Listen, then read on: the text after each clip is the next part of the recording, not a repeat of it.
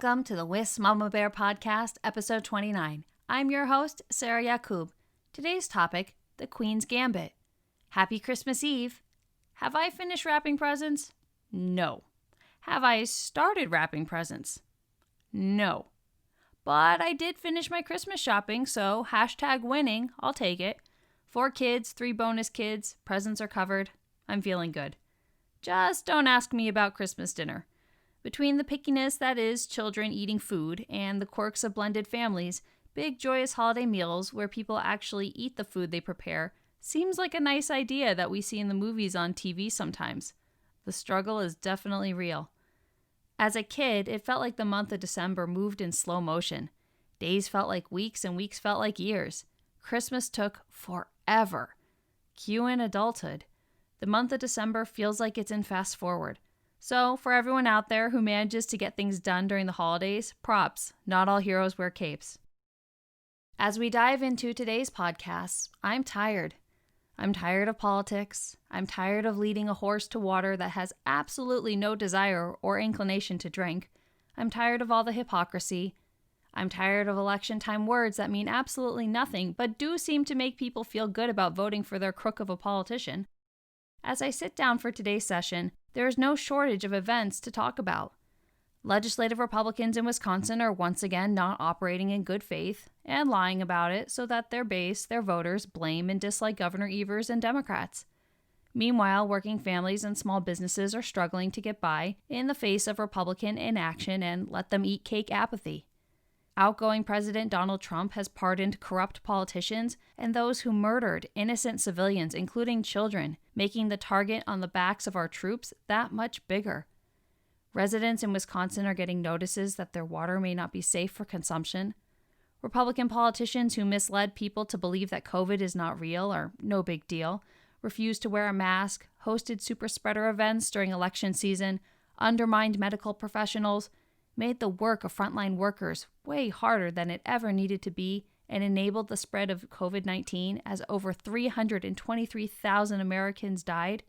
Those same politicians are the ones receiving the cutting-edge treatment and cutting in line to receive the vaccine.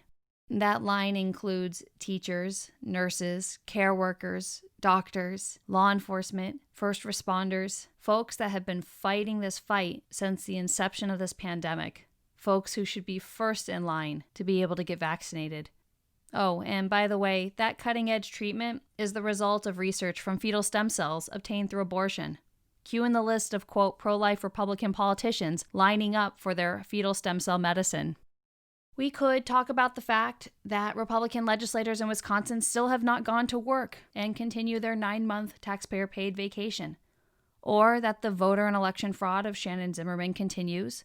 We could talk about the fact that we are now within 28 days of his swearing in to a new term, and he still has not moved into his son's duplex, to be a qualified elector to vote in and represent the 30th Assembly District.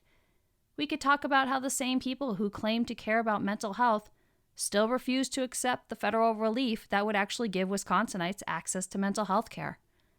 There is no shortage of nonsense, and well, I'm tired of it. The parallels of current Republican leadership and those who terrorize their families behind closed doors continue to be worth noting.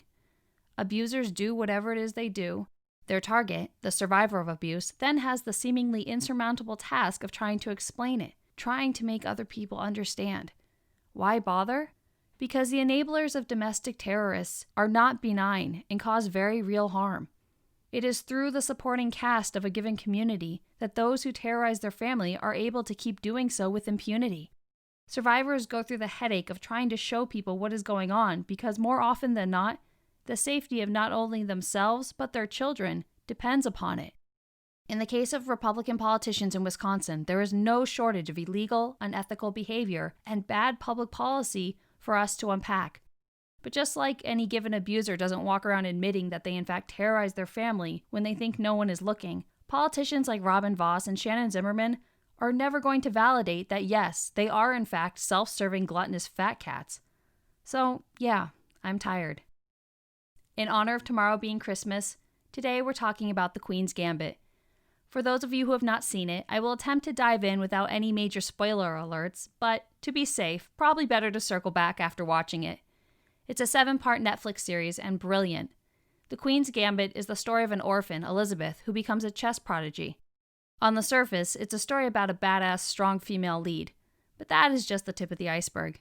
Diving beneath the surface, and there's a world of depth to her character, experiences, and life. In fact, the depth of all of the characters gives the series so much heart in so little time. For example, while I am near certain Elizabeth and the Russian chess champion never in fact have an actual verbal conversation beyond maybe a few words at the end, their scenes together are emotionally charged and powerfully communicate so much. The series carries a raw vulnerability, a glimpse of struggles that don't feel melodramatic, just real. There's a scene in which, contrary to her best intentions to be well rested for an important chess match the following day, Elizabeth completely sabotages herself. On the surface, one might mistake her actions as a function of impulse control or naivete. Anyone who knows trauma, who knows what it means to self-sabotage because after all, if you do it to yourself, no one can technically hurt you, watches this scene and knows better. She blows the night leading up to her chess match because she isn't ready to face her limits, to really try and risk that in doing so, she could try and fail. The series does a brilliant job of giving the audience insight into the complexity of brilliance and the depth of pain and trauma. So, if you're looking for a break from politics, a break from all of the corruption and ugliness, The Queen's Gambit is a good one. I'm tempted to now read the book to keep the story alive now that the series is over. As the mother of boys ages 2, 4, 7, and 8, I hear a lot of complaining and life isn't fair outrage. When things are fine and we're randomly out and about, I'll ask my kids, is life fair? And they'll say, no. Despite the amount of times we practice reiterating this concept, life not being fair, without fail, continues to be the source of tears and outrage. I suspect it has something to do with connecting feelings of self-worth to equity. If, fill in the blank, cared about me, this would be fair. Because it's not fair, fill in the blank, must not care about me. I'm not sure where that connection comes from, and it certainly irritates me to no end, but I get it. We as adults do it too. We come up with what it means for someone to love us, and then when that fairly arbitrary thing does not happen, we conclude that there must not be love. It's a fallacious argument. The truth is, life not being fair, or something not happening, usually has next to nothing to do with us, and therefore doesn't speak to our value as people at all. I wonder what it is about our nature, or nurture, that has ingrained or conditioned us to have such a hard time separating our value as people from the actions or inactions of another. Whether someone has the tools to be equitable or to act in any given way is a function of them. There are no magic words or perfect tones that give someone the tools that they do not otherwise have. If there's a categorically right way for parents to respond to kids complaining, I don't know it, so I try out different approaches. Currently, we're on lessons of being deliberate with our energy and in that which we dwell. All the bad in the world is too much for one person. If you go looking for the ugliest parts of life, there is no shortage of it, and you'll drown. While toxic positivity is very much a thing, and no less toxic than toxic negativity, I'm encouraging my kids to look for the good in the world around them, and that when they choose to take on the bad, to do so as a choice and not just because they developed a habit or an eye for everything that is wrong with the world.